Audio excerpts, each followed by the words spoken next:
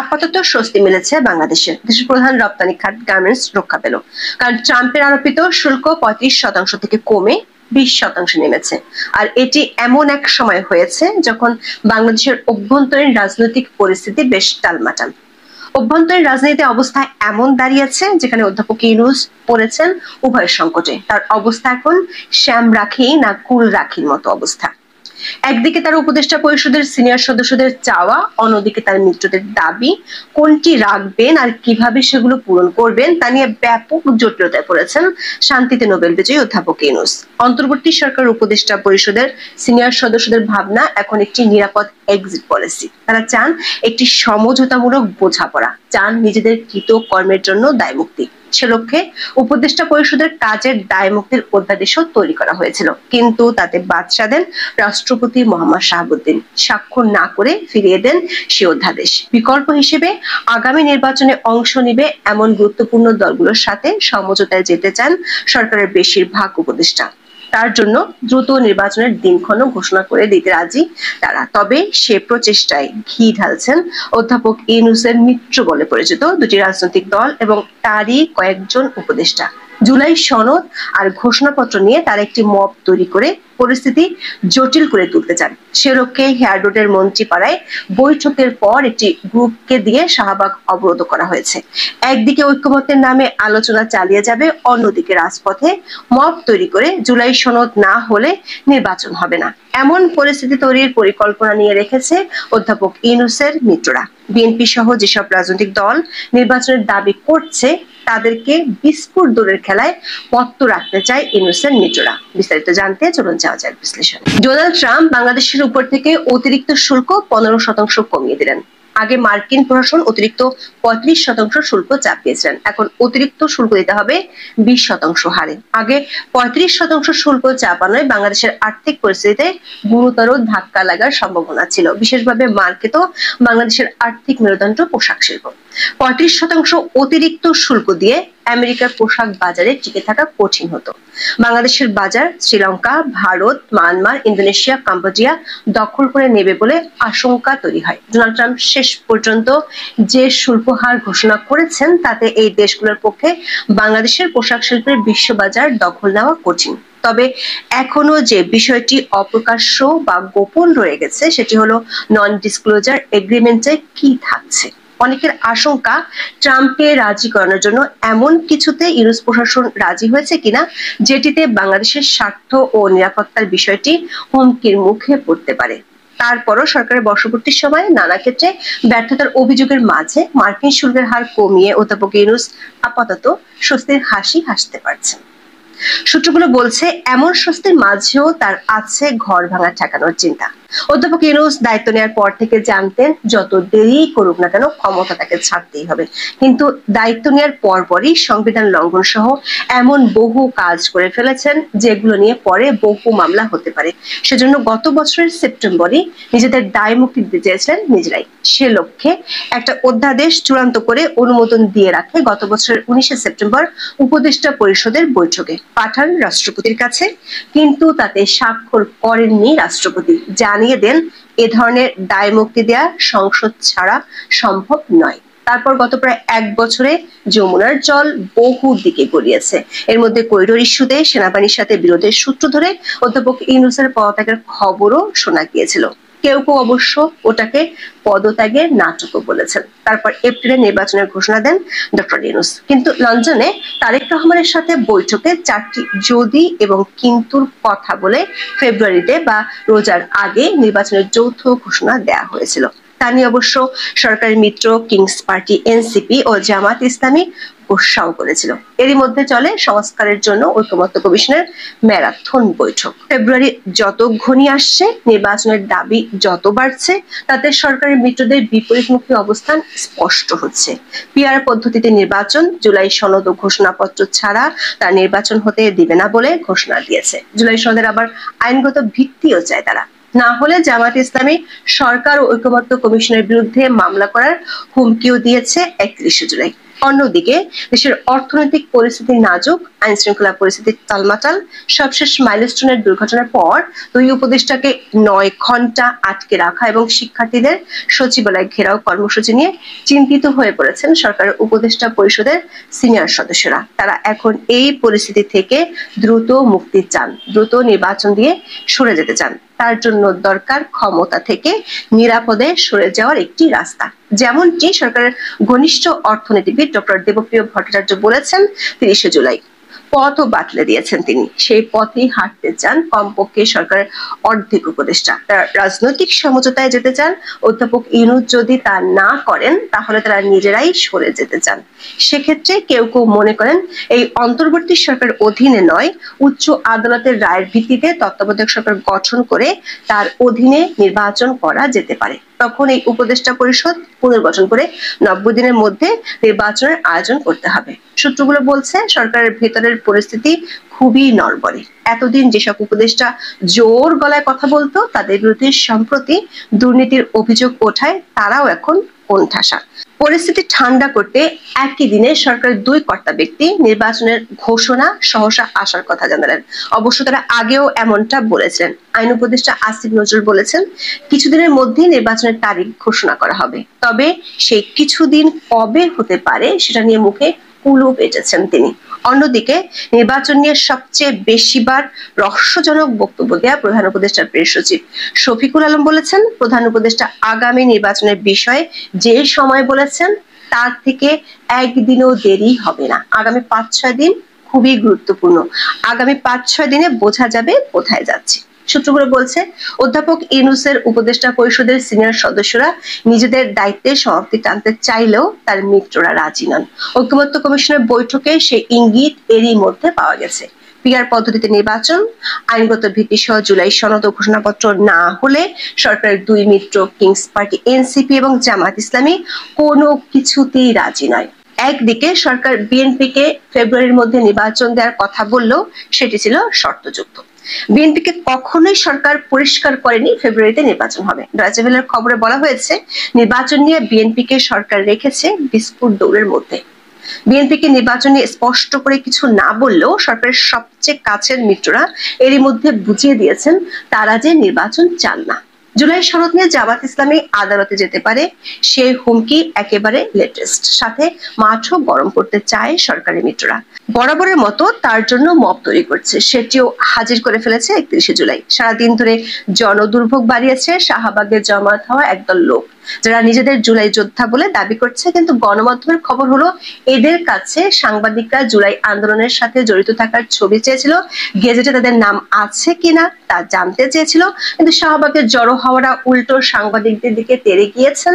সামাজিক মাধ্যমে ভাইরাল হওয়া একটি ভিডিওতে দেখা যাচ্ছে শাহবাগে যারা জড়ো হয়েছেন তারা পুলিশের ঊর্ধ্বতন কর্মকর্তাদের বলছেন প্রধান উপদেষ্টার পিএস তাদের যমুনার সামনের পরিবর্তে শাহবাগে জড়ো হতে বলেছেন। দর্শক, এই আয়োজন আগেও বহুবার দেখা গেছে, বিশেষ করে আওয়ামী লীগ নিষিদ্ধের দাবিতে এমনটাই দেখা গিয়েছিল। অথচ প্রাথমিক বিদ্যালয়ের শিক্ষকরা এবং ধর্ষণ বিরোধী আন্দোলনের সময় পুলিশের লাঠিচার্জ করেছিল। এর অর্থ হলো সরকারের ভেতরে থাকা সরকার যে আন্দোলন চায় তারা নির্বিঘ্নে জড়ো হতে পারে, রাস্তা দিনভর অবরোধ করে রাখতে পারে এবং মানুষের ভোগান্তি সৃষ্টি করতে পারে। 3 আগস্ট শহীদ মিনারে সমাবেশ ডেকেছে এনসিপি। তার আগে জুলাই সনদ ও জুলাই ঘোষণাপত্র চায় দলটি, কিন্তু এগুলো নিয়ে এখনো চূড়ান্তভাবে ঐকমত্যে পৌঁছাতে পারেনি দলগুলো। বলা ভালো ঐকমত্যে পৌঁছাতে চায় না সরকারি মিত্ররা, কারণ অধ্যাপক ইউনূস বলেই রেখেছেন জুলাই সনদ না হলে নির্বাচন হবে না। নির্বাচন পেছনের সবচেয়ে সহজ পথ এখন এই দুটিতে ঐকমত্যে না পৌঁছা। গোয়েন্দাদের আশঙ্কা পরিস্থিতি সংঘাতের দিকে যাচ্ছে। আগের মতো মবের নাটক করে এখন আর বিশেষ সুবিধা হবে না, কারণ সমন্বয়কদের দুর্নীতি আর চাঁদাবাজির খবরে সাধারণ মানুষ অতিষ্ঠ। 31 জুলাই শাহবাগ অবরোধে ক্ষুব্ধ সাধারণ মানুষকে আওয়ামী লীগ ট্যাগ দেয়, কয়েক দফা উত্তেজনা তৈরি হয়েছিল। এমন সংঘাতময় পরিস্থিতিতে উভয় সংকটে অধ্যাপক ইউনূস তার উপদেষ্টা পরিষদের অর্ধেক সদস্য বেঁকে বসতে পারেন, যে কোনো সময় সরে যেতে পারেন নিজ থেকেই। তবে আপাতত ট্রাম্পের শুল্কের রাহু থেকে মুক্তি পাওয়ায় অধ্যাপক ইউনূস হয়তো আবারও তার উপদেষ্টা পরিষদের সাথে নতুন করে আলোচনা শুরু করতে পারবেন। তবে পরিস্থিতি যেমনই হোক জট সহসা খুঁজছে না, কারণ অধ্যাপক ইউনূসকে সিদ্ধান্ত নিতে হবে দ্রুত নির্বাচন দিয়ে নিরাপদ এক্সিট নেওয়া নাকি মৃত্যুদের যাওয়া, কোনটি তিনি রাখবেন। এখন এ পর্যন্ত। অপারেশন সিন্দুরের সময় ধরা পড়া জ্যোতি মালহোত্রার কথা মনে পড়ে। যে জ্যোতি মালহোত্রা নিখাত ভারতীয় নাগরিক ছিলেন, কিন্তু তার বিরুদ্ধে পাকিস্তানের গুপ্তচর বৃত্তি করার অভিযোগ তোলা হয়। তার ফোন, ল্যাপটপ, একাধিক তথ্য যখন গোয়েন্দাদের হাতে পৌঁছায়, তখন গোয়েন্দারাও নাকি সে সময় চমকে গেছিলেন। তিনি ভারতীয় নাগরিক হওয়া সত্ত্বেও বারবার পাকিস্তানে গেছেন, এমনকি পাকিস্তানের হাই কমিশনারের সঙ্গে জড়িত এক ঊর্ধ্বতন কর্তার সঙ্গে তিনি জড়িয়েও পড়েছিলেন। এরকমই অভিযোগ তার নামে কিন্তু পরবর্তীকালে প্রকাশ্যে আসে। এর অনেক পরে আমরা জানতে পারি তিনি সোশ্যাল নেটওয়ার্ক সাইটে যেরকম ফটো ভিডিও দিতেন তা আসলে পাকিস্তানের আইএসআই এবং পাকিস্তানের আর্মির কাজে আসতো এবং আর্মিদের কাছে প্রয়োজনীয় নথি নাকি তিনি তুলে দিতেন। তবে পুরো বিষয়টা এখনো বিচারাধীন। কিন্তু আমি এখন কেন হঠাৎ করে জ্যোতি মালহোত্রার কথা বলছি, কারণ আজকে কলকাতাতে হুবহু এমন এক নাগরিককে, তিনি বাংলাদেশি নাগরিক, তাকে গ্রেফতার করা হলো, যিনি হুবহু জ্যোতি মালহোত্রার মতো গুপ্তচর বৃত্তি করছিলেন বলে প্রাথমিকভাবে মনে করা হয়েছে। আজকে দুপুরে যখন এই খবর সামনে আসে, তখন নিঃসন্দেহে ভারতবর্ষের সুরক্ষা নিয়ে কিন্তু বড় সড় চিন্তা আমাদের মনেও ঘনিয়ে আসছে। আমি ধারাবাহিকভাবে এই বিষয়ে আপনাদের সামনে প্রতিবেদন করি। অনেকে দেখেন, অনেকে ভাবেন রোজ একই কথা বলছে, দেখে লাভ নেই বলে ঘুরিয়ে দেন। কিন্তু আজকে দেখুন খোদ কলকাতায় এমন এক বাংলাদেশি অভিনেত্রী মডেলকে গ্রেফতার করা হয়, যার তথ্য ঘেটে কলকাতার পুলিশও রীতিমতো চমকে গেছে। এই মহিলার নাম বাংলাদেশের মডেল অভিনেত্রী শান্তা পাল। তিনি ভারতে এসেছিলেন 3 বছর আগে, প্রায় 2023-এর দোরগোড়ায়। তিনি ভিসা এবং যে পাসপোর্টে এসেছিলেন, পরবর্তীকালে জানা যায় সবকটারই মেয়াদ শেষ হওয়ার পরও তিনি বাংলাদেশে কিন্তু ফিরে যায়নি। পাশাপাশি বর্তমান সময় যে তথ্য ওনাদের গোয়েন্দাদের হাতে এসছে, সেখানে দেখা যাচ্ছে তিনি বর্তমান সময় চেষ্টা করছেন একাধিক সোশ্যাল নেটওয়ার্কের মাধ্যমে বাংলাদেশ থেকে আমাদের দেশে লোক নিয়ে আসতে, এবং ভিসা প্রসেসে বাংলাদেশিদের সাহায্য করছেন সোশ্যাল নেটওয়ার্ক মাধ্যমে।